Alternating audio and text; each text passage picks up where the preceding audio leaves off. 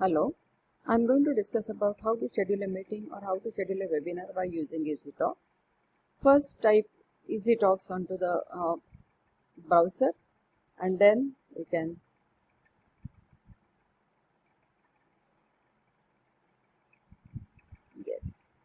can log in by using the Google account. So I'm going to log in by using my Google account. So when I log into the account, this is what I get, which is the home page of EasyTalk. Now here we can schedule the meeting, we can schedule a webinar. It has the storage space, so it tells you about the availability of the storage space. You can store up to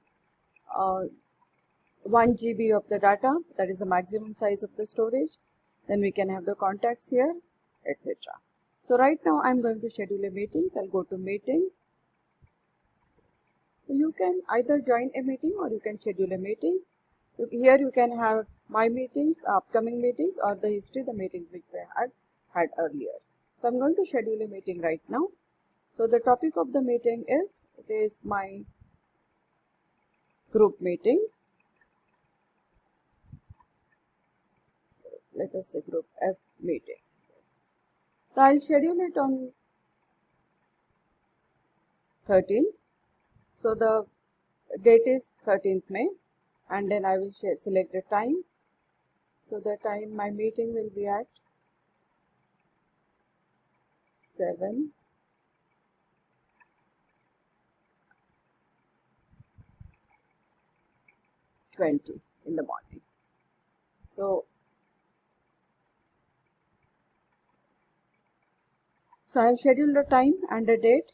Now the time zone is Asia Calcutta for me, as I am from India, and then description about the meeting.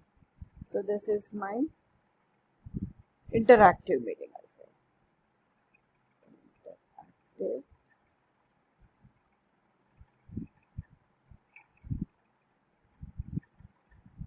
meeting for live online virtual engagement. So I just schedule a meeting. So this is what my group F meeting, this is the meeting ID. So this meeting ID can be shared with the group members. This is me, who is the host of the meeting. The start timing is May 13th at 7:20 AM Asia Calcutta time zone. Duration of the meeting is 1 hour. This is the joining link, so I can simply copy the link or copy the invitation and send it to my teammates. So this is how I can schedule a meeting. And then you can see the meetings here. So I can send an email, I can send a date, and I can accordingly communicate with my team. Now, if I want to schedule a webinar, I will click on to webinar. Then this will be my webinar and schedule the webinar. So I'll have the webinar ID, topic will be given. Now here I have already scheduled a webinar. So again I'll have to go back and schedule a webinar again. So this I will have to, this I have scheduled a webinar on 13th. It is already scheduled. So I'll click on to schedule a webinar. So these are the details: waiting room, registration. I can have the registration, and I can create my own thank you page for it also. Then the topic for the webinar will be my webinar on interactive discussion.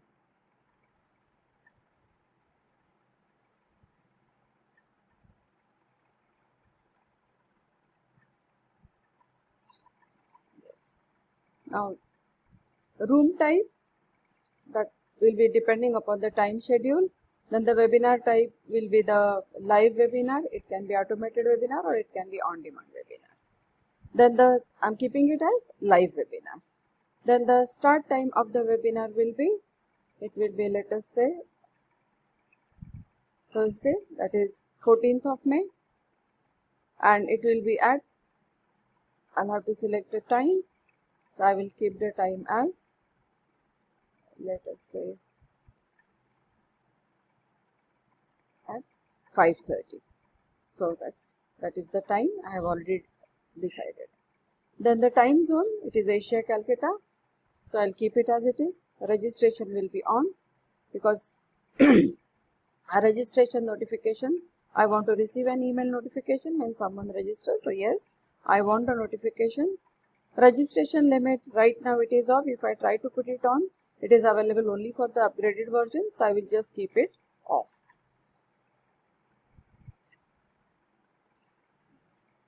Then the approval, it will be automatically or manually, it can be approved. So the registrants will be automatically they will be receiving the information on how to join the webinar. Now since it is a free webinar, I'll click on to, I'll keep it as payment will be free. Then live streaming, again, it is only available only for the upgraded version.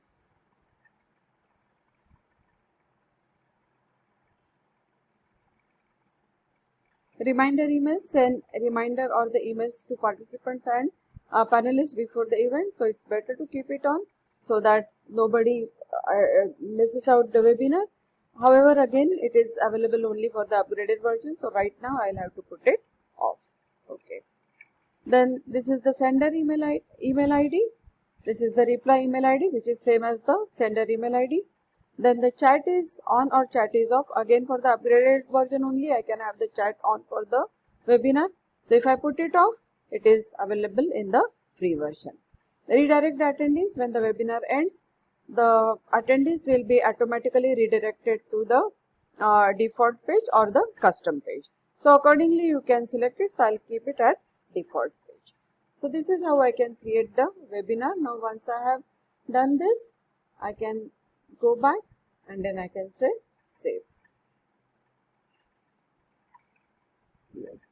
So it is saved successfully. If I say publish, then this is your webinar has been successfully published. So here I can start the registrations. I can share the registration, and this is the registration link which is created. So I can copy this link and I can send it to the groups whom I want to join the webinar. So this is how we can create the webinar. Thank you for watching.